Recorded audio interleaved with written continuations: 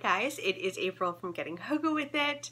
Today I am here to share the books that I've bought so far in August. Some of them have been sent to me. I only have one from a publisher, but I'm so excited about it. Some I bought at library bookstores, and then others I got at Value Village. So, so many good ones. Let's get into it.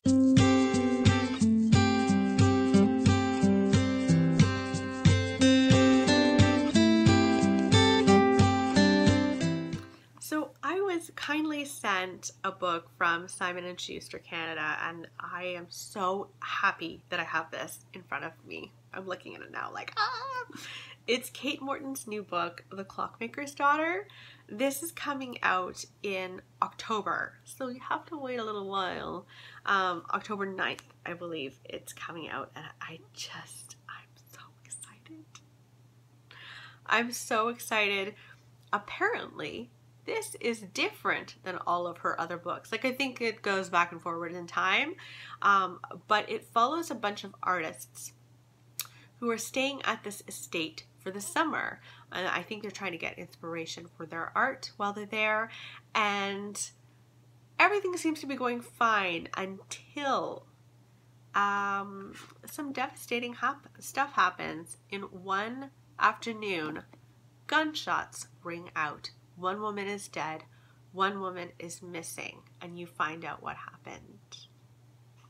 I'm very eager to read this, as you could tell. Like, it is beautiful.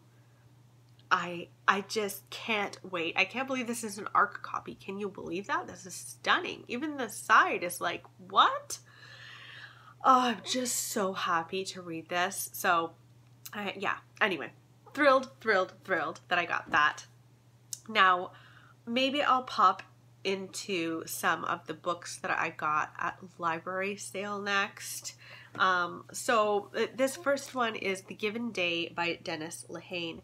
I have this on my shelves. I'm swapping it out for this one because this one is in much better condition. The other one was like falling apart, and I had no idea when I bought it was falling apart like that. It really was.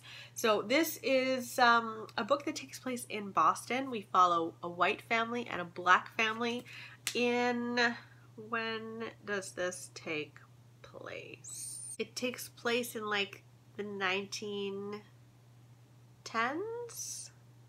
Yeah, we're following all sorts of people, like Babe Ruth even is in here. So I don't know exactly what to expect. I know that there's a lot of characters in here, and I really struggle with that. Like, I've always struggled with writers like Dickens. So many characters, and I don't even know how to keep track of them. But I really enjoy Dennis Lehane's writing, and I don't think I've knew that he wrote historical fiction at all.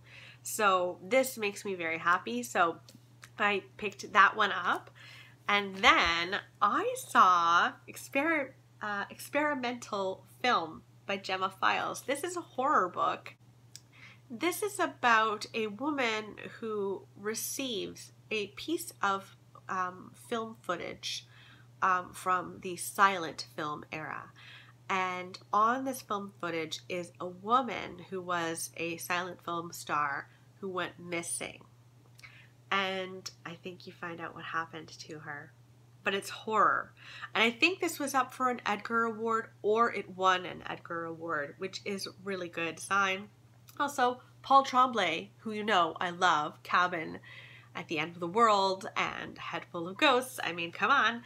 He says, Gemma Files stories, or Gemma Files stories, are always so smart and humane and overwhelm the reader with a true sense of wonder, awe, and horror.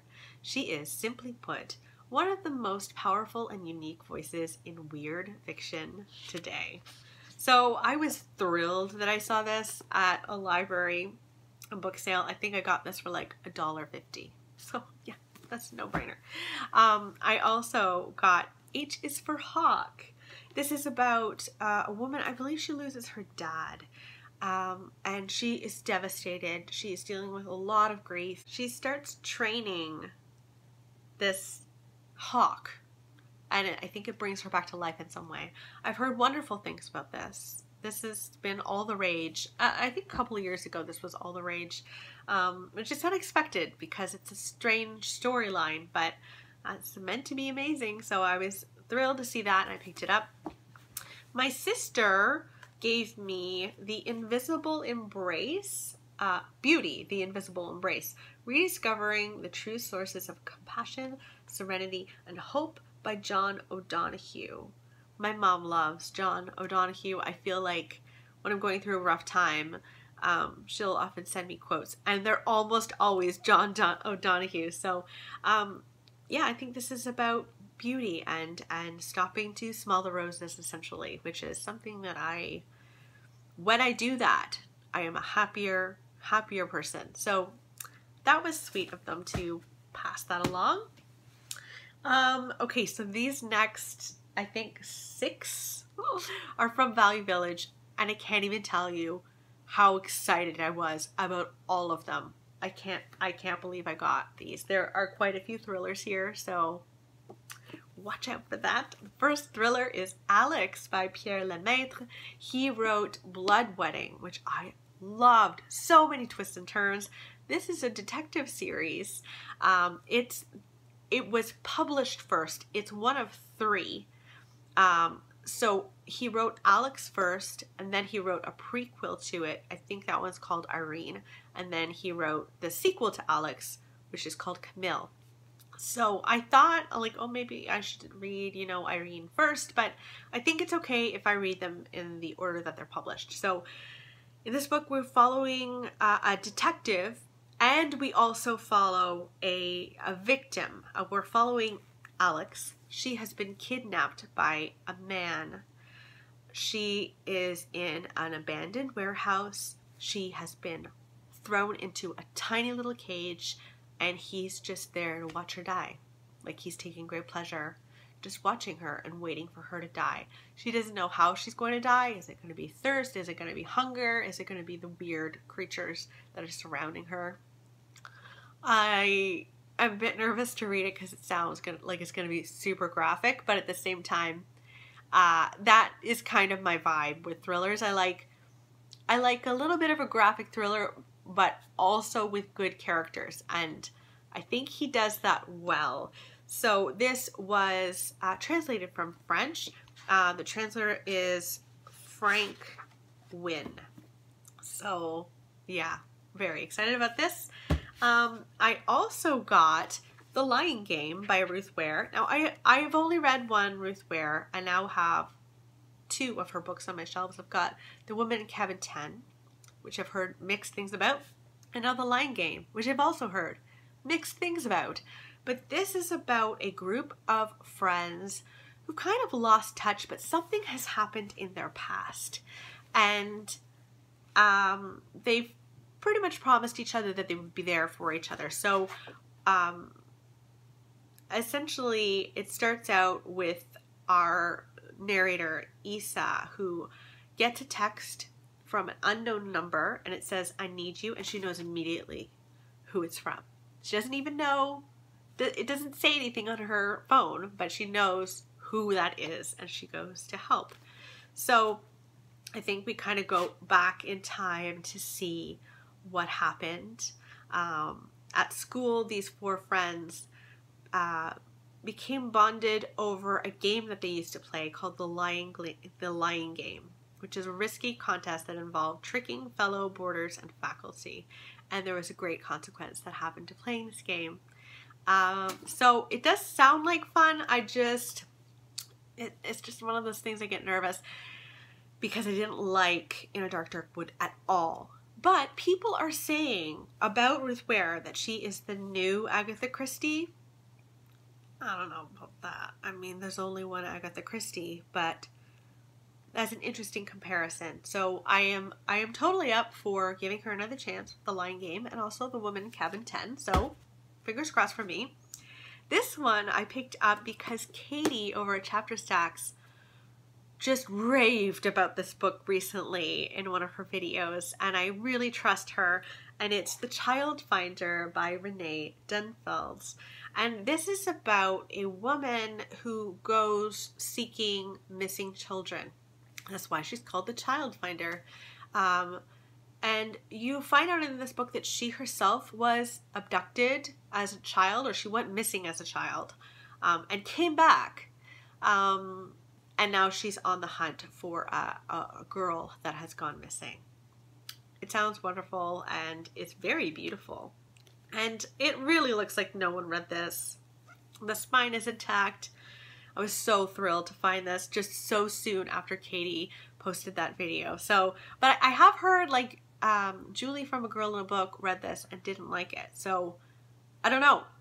But I'm gonna find out for myself. The Childminder. I also got Little Fires Everywhere by Celeste Ng. This just came out like not that long ago. I can't believe someone was letting this go, and I can't believe that I found it. It sounds really interesting. Now, I didn't like Celeste Ng's first novel. I think that was called Everything I Never Told You. I really struggled with the characters and why they weren't communicating. It drove me crazy. Since then, I've had some time to think, and I think that perspective was probably just me. Like, my family were very open with each other. Like, we would have family meetings when I was a kid, and my dad would have like something that we would pass around, and everyone would have a chance to talk, and you could talk for as long as you had the little thing. I think there was a rock at one point, and then there was a conch at another point. It's just, anyway. So of course I couldn't understand that family who did not communicate at all. But in this book, we are following people who live at Shaker Heights, and Shaker Heights is very idyllic, very idyllic. You know, people have 2+ TVs, people have 2+ cars. It's suburbia at its finest. But we follow a woman named Elena Richardson, who is playing by the rules. And then soon enough, another woman moves in with her daughter, and this woman's name is Mia Warren. She is an artist and a single mother. And these two women are basically pitted against one another at some point when Elena Richardson tries to adopt a Chinese-American baby. Then a custody battle erupts and totally divides the town, and these two women are on opposite sides. It sounds really fascinating. I'm very excited that I found this. I'm going to read that one. It sounds great. Another thriller, Then She Was Gone by Lisa Jewell. Now, I had heard kind of mixed things about this, but I went on Goodreads, and this has like 4 stars and above. Like crazy, crazy high rating. So I picked it up, of course. And this is about a woman who loses her daughter. Her daughter vanishes and is never seen again. She moves on with her life. I think she, you know, has not worked things out with the father of this child.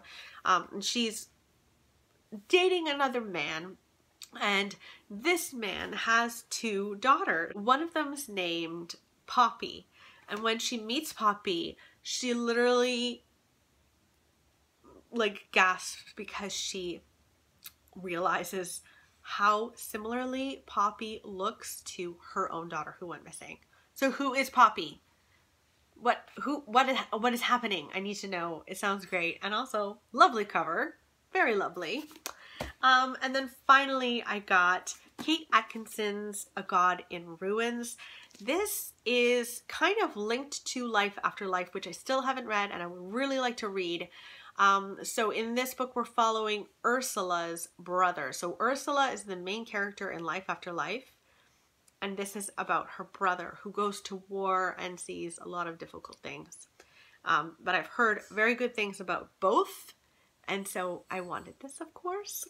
So I picked that one up. So those are all of the books that I got in this portion, this book haul. I keep buying books. I think it's like, I don't know, it's soothing.